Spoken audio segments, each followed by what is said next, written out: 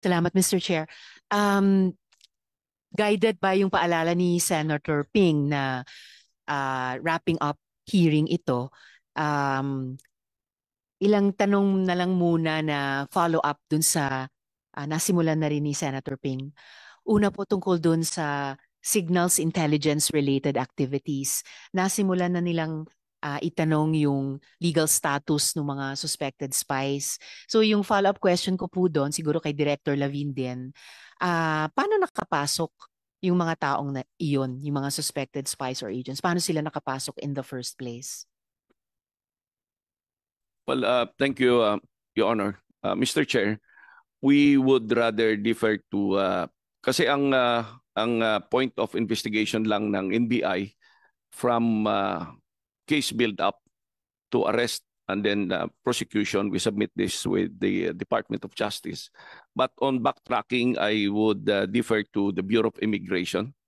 Paano silang pumasok, including maybe the Bureau of Customs on the matter of yung pagpasok ng mga equipment. Because these are simple equipments. Hindi ito yung mga high-end equipments na medyo mainit sa mata. So I would defer to these agencies, Your Honors, Mr. Chair. Salamat, Director. Sa bagay, binanggit nyo kanina kay Senator Ping na nagko-coordinate na rin po kayo sa BI. Yeah, I do remember that now.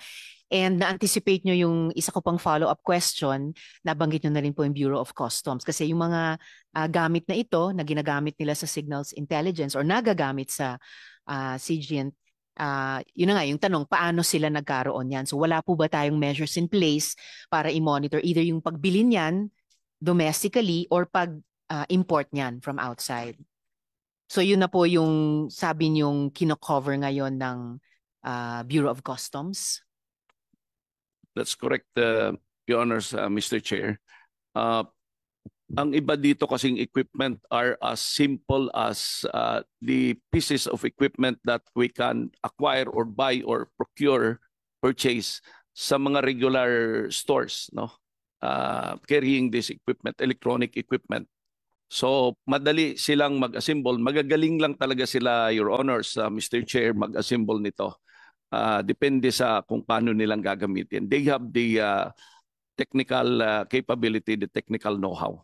Kaya yung pinapadala nilang tao dito, yung magagaling. In the case of the COMELEC we had, nagpalit sila ng tao dito. On the first 2 days of the surveillance operations, nung nakahalata yung isa, lumipad kaagad, hindi namin naabutan. Yung pangalawa ang inabot namin to continue operating the equipment. Thank you, Mr. Chair. Which I guess, yes, Mr. Chair. Would you like to acknowledge the presence of Senator Bato de la Rosa? Please. Salamat, Mr. Chair. And yung isang huling sinabi nyo, Director, ay halimbawa nung pinag-usapan nyo rin ni Senator Ping earlier na hindi lang pala kapag naaresto, napapalitan naman kaagad, pero makaramdam lang sila na ino-observe nyo sila, maaring umalis na at mapalitan agad. Regarding, sir, the simple equipment na madali namang bilihin sa mga brick and mortar stores natin, wala po bang kahit simple din na measure tulad ng pag-request sa mga stores na ganitong mga gamit na naobserbahan ninyo ay nagagamit na sa mga suspected espionage activities? At least may listahan sila kung kailan at in what quantity, kung hindi man sino ang bumibili. Para kapag meron kayong inimbestigahan ganitong espionage-related or suspected activities, may mababalikan kayong records ng purchases domestically. Thank you, Your Honors, Mr. Chair. That's a good point, Madam Senator. We will confer with our Computer Crimes Division and Digital Forensic Division on trying to make representations with the business community para lang ma-monitor kung hindi man ma-regulate, no? Para lang at least ma-monitor who are buying what equipment and for what use.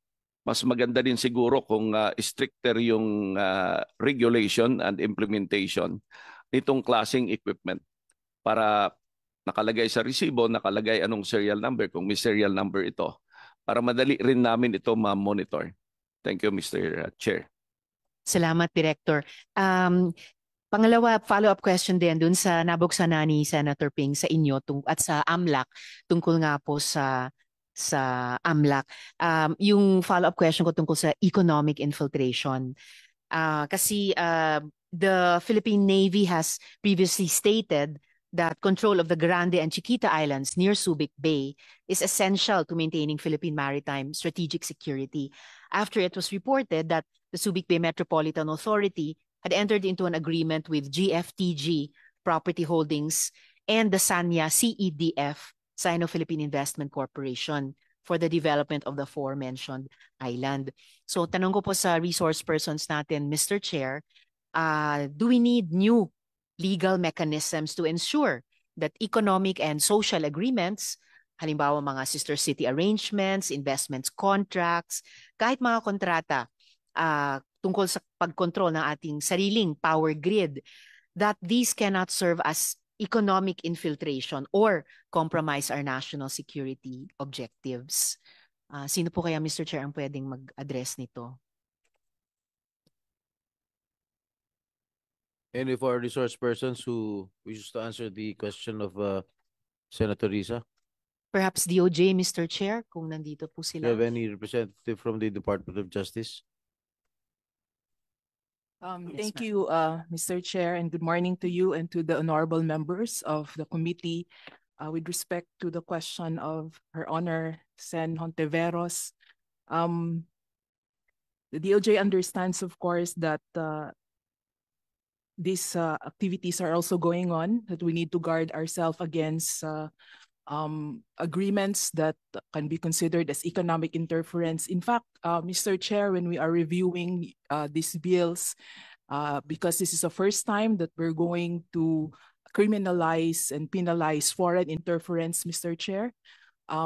This is the first time, right? And we understand that the term foreign interference is actually a broad term vis-a-vis espionage. You can conduct foreign interference using espionage. This is actually a very broad term. And when you say foreign interference, it can include economic interference, actually, Mr. Chair. So we have not yet submitted our position paper, and we're going to take into consideration whatever discussions we have here, because we are concerned that since this is the first time we're going to criminalize foreign interference, Mr. Chair, it's a very broad term. We are making sure that the elements of the crime are precise so that it would help the conduct of proper law enforcement, and as well as avoid arbitrary application, Mr. Chair. So we're just concerned with the broadness of the term foreign interference, and we understand that it can actually include economic interference as stated by Sen. Hontiveros. Thank you, Mr. Chair. Thank you, ma'am. And I believe the whole committee led by our chair would appreciate yung advice ninyo on any, if any, new legal mechanisms, whether to address espionage more narrowly or yung mas malawak pa na sinabi nyo nga na economic interference. Yes, Mr. Chair and Sen. Hontiveros, we'll include this in our position paper, written comments, Mr. Chair. Thank you. Thank you, ma'am. And I wonder, Mr. Chair, if makapagsasubmit din po sila sa komite kasabay po ng, I think it was AMLAC by next week, Yes. Mr. Chair? Can you submit the position paper of the DOJ by next week? Yes, Mr. Chair, we will do that a week from Okay, now. so 1 week.